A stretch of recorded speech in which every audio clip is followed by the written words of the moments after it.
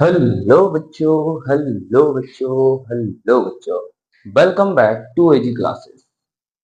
अभी तक हम लोग class 12 chemistry chapter number first that is solution उसके दो लेक्चर दो वीडियो देख चुके हैं। तुम लोगों ने भी देख लिए होंगे, अपलोड कर दिए जो अपेक्स गोल्ड क्लासेस की टीम है उन्होंने अपलोड कर दिए।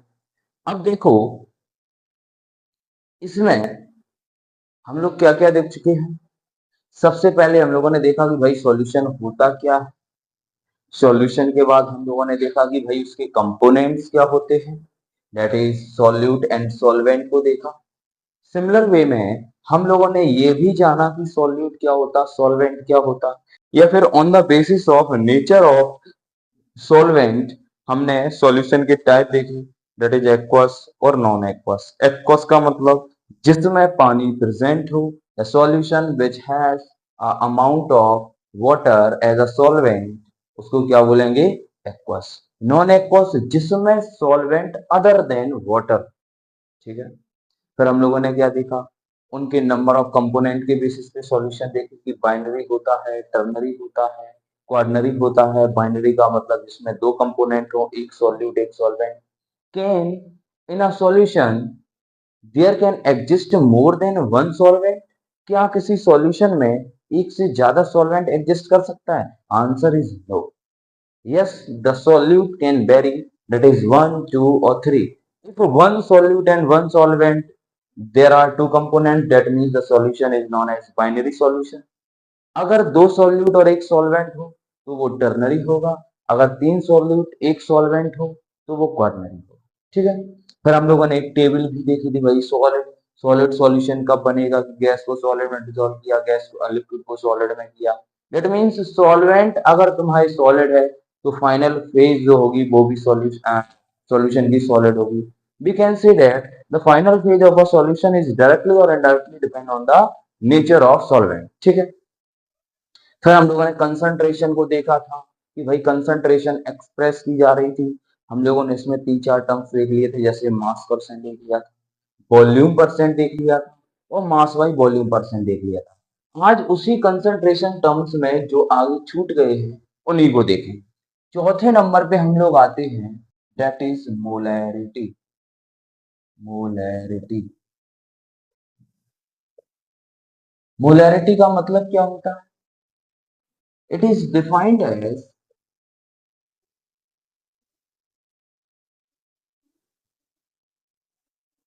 as the ratio of number of moles to the volume of solution। volume of solution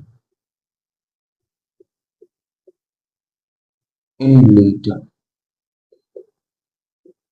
ratio होता है moles of solute to the volume of solution in litre. अब देखो, यही से इसका फॉर्मूला बन जाता है मोलैरिटी का,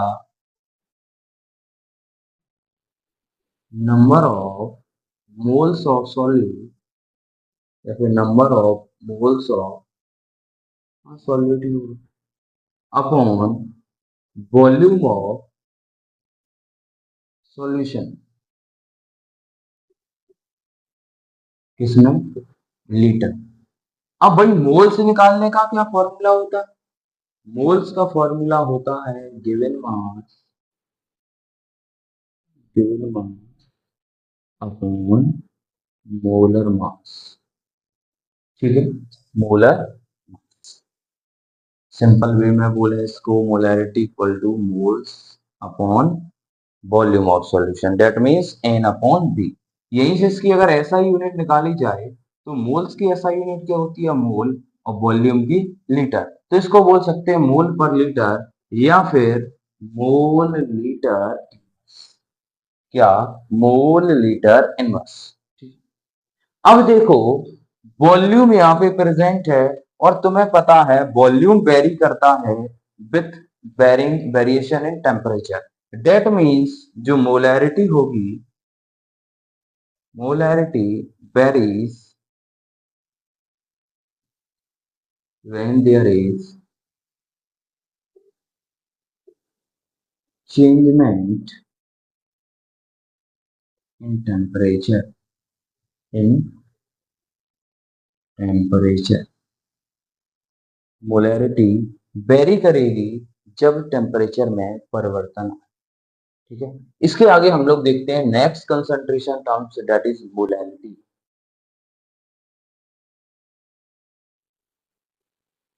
अब देखो next concentration terms that is molarity. Molarity, वो मोलैरिटी था, ये मोलैरिटी है।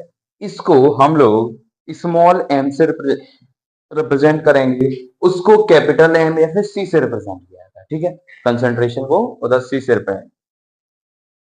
अब देखो भाई मोलैरिटी क्या है, it is defined as the ratio of number of moles to the mass of solvent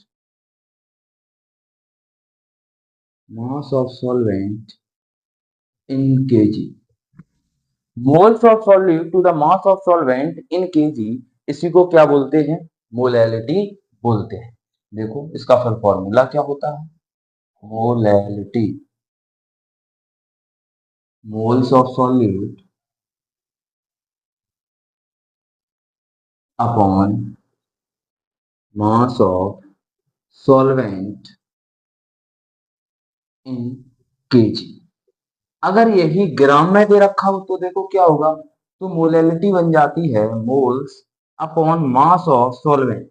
mass of solvent को किससे दिखाएंगे, जैसे सॉल्यूट अगर तुमने ए माना है और सॉल्वेंट माना है बी, तो यहाँ पे आ जाएगा डब्ल्यू बी इंटू 1000 जब ग्राम में हो उस केस।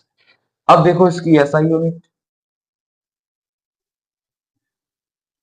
मोल्स की क्या होगी भाई, मोल होगी, और वेट वजन इसकी क्या हो जाएगी, केजी। तो यहीं से इसकी बन जाती है मोल पर केजी या फिर मोल केजी। ठीक है, क्या इधर वॉल्यूम है, नो। तो क्या ये टेम्परेचर पे डिपेंड करेगा, no, it does not depend on temperature. Okay, अब इसके आगे देखते हैं। अब देखते हैं नेक्स्ट मोल फ्रैक्शन। भाई मोल का फ्रैक्शन, यहाँ पे हम लिख दे रहे कि हम लोग सॉल्यूट को मान रहे हैं ए और सॉल्वेंट को मान रहे हैं बी। मोल फ्रैक्शन होता क्या है कि भाई सॉल्यूट के या फिर जनरल बोले कंपोनेंट के, चाहे वो सॉल्यूट हो चाहे सॉल्वेंट हो, सॉल्यूट के या फिर कंपोनेंट्स के एक किसी एक कंपोनेंट की टोटल कंपोनेंट के साथ अगर रेशियो निकाल दिया जाए तो उसी को हम बोलते हैं मोल फ्रैक्शन। सिंपल भाषा में बोले it is defined as the ratio of moles of one component to the total moles of all the component।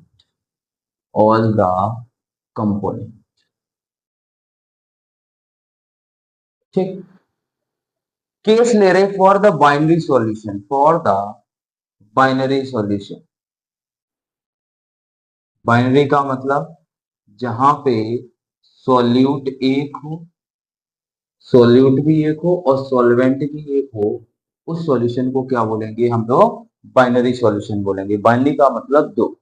अब देखो मोल फ्रैक्शन सॉल्यूट का निकाल रहे तो मोल फ्रैक्शन ए का, इसको जनरली क्या बोलते हैं, काई बोल दिया जाता है, तो एक्स टाइप का ऐसा होता है। ठीक है, इसको क्या बोल जाता है, काई बोल दिया था। तो मोल फ्रैक्शन ऑफ ए क्या होगा, moles of A upon total moles N A plus N B. अगर वही सॉल्वेंट का केस ले लिया जाए तो उसका मोल फ्रैक्शन क्या होगा, N B upon N A plus N B, मतलब moles of A upon moles of B. ये बात समझ लो। One of the important and interesting देखिए, अगर इन दोनों को जोड़ा जाए, क्या हो, इन दोनों को जोड़ा जाए तो क्या होगा, देखो N A upon N A plus N B, यहां पे देखो moles of B upon moles of A plus moles of B, नीचे सेम है ऊपर ऐड हो जाएगा, तो moles of A plus moles of B upon moles of A plus moles of B, ये खत्म, डेट मीन्स वन। जो mole fraction होगा उसका अगर सम करें दोनों ही कंपोनेंट का, अगर बाइनरी सॉल्यूशन है तो वो क्या हो जाएगा, वन के बराबर हो जाए। इतनी बात समझ आई। अगर मान लो वहां पे जो नंबर ऑफ कंपोनेंट है वो वेरी कर रहे, डेट मीन्स 2 और 3 है, तो क्या हो जाता है, यहाँ पे जिसके निकाले, मान लो हमने आई कंपोनेंट मान लिया, तो moles of I upon moles, sigma sum का मतलब होता है सभी मोल्स उसके जोड़, ठीक है। अब देखते हैं इसके बाद, जो मोल फ्रैक्शन देख लिया, उसके बाद हम लोगों ने मोलैरिटी भी देख लिया, मोलैरिटी भी देख लिया। अब किसकी बारी आती है, पार्ट्स पर मिलियन। तो पार्ट्स पर मिलियन को अब आते हैं नेक्स्ट 7 ppm, या इसको बोले हैं पार्ट्स पर मिलियन, पार्ट्स पर मिलियन। मिलियन में अब देखते हैं कि भाई कंपोनेंट सॉल्यूट के या फिर सॉल्वेंट के कितने पार्ट्स, ठीक है। When the solute is present in a trace amount, तो बहुत कम अमाउंट में प्रेजेंट हो तो उसकी कंसंट्रेशन को हम लोग किससे एक्सप्रेस करेंगे, पार्ट्स पर मिलियन। जैसे सॉल्वेंट भाई साहब वो 20,000 लीटर, सॉल्यूट हो 10 ग्राम। अब बहुत ट्रेस अमाउंट में है, बहुत छोटे अमाउंट में है, तो उसकी कंसंट्रेशन को एक्सप्रेस करने के लिए हम लोग यूज करेंगे पार्ट्स पर मिलियन। देखो ये कैसे की जाती है, ppm नंबर ऑफ कंपोनेंट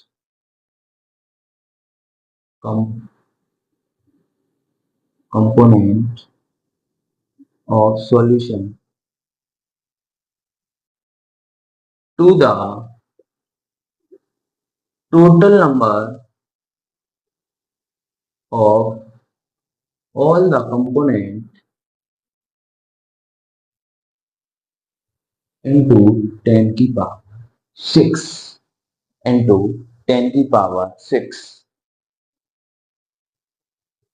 इसको हम लोग ऐसे ही बोल सकते हैं, number of parts of component, parts of component of solution to the total number of all the parts of component।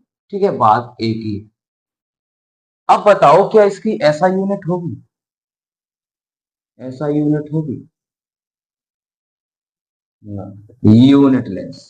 ये भी इसके पार्ट्स कितने होंगे, ये भाई पार्ट्स की क्या हो यूनिट होगी, तो इसको बोलेंगे यूनिटलेस, इसकी कोई यूनिट नहीं। नाउ द लास्ट जो बचता है डेट इज नॉर्मेलिटी, उसको देखें। Now the last topic of today's class, today's video, today's lecture, that is normality। अब भाई नॉर्मेलिटी होता क्या है, it is the number of gram equivalent और solute dissolve in 1 litre of solution. कितने gram equivalent of solute के dissolve हैं अगर फिक्स 1 लीटर ऑफ सॉल्यूशन है तो। भाई देखो कैलकुलेट कैसे किया जाता है, number of gram equivalent of solute to the volume of solution, अगर ml में है तो देखो उसको लीटर में करने के लिए हमने 1000 से क्या कर दिया, मल्टीप्लाई। अब देखो फिर से ग्राम इक्विवेलेंट ऑफ सॉल्यूट निकालने का formula WA upon equivalent weight. अब WA क्या है? WA है मास ऑफ सॉल्यूट, कितने अमाउंट में सॉल्यूट प्रेजेंट है। अब फिर से दिक्कत भाई, इक्विवेलेंट वेट क्या है? तो इक्विवेलेंट वेट का फॉर्मूला होता है molecular mass upon balance sheet. देखो इसमें तीन स्टेप्स हैं, नॉर्मेलिटी इंपॉर्टेंट भी है, तो इसको ध्यान से पढ़ना, ठीक है। आई होप आज का जो लेक्चर है that is very important for you because here the concentration terms are ends। अब इसके बेस पे जो न्यूमेरिकल्स होंगे उसकी भी प्रैक्टिस कराई जाएगी, ठीक है। Thank you for today's video.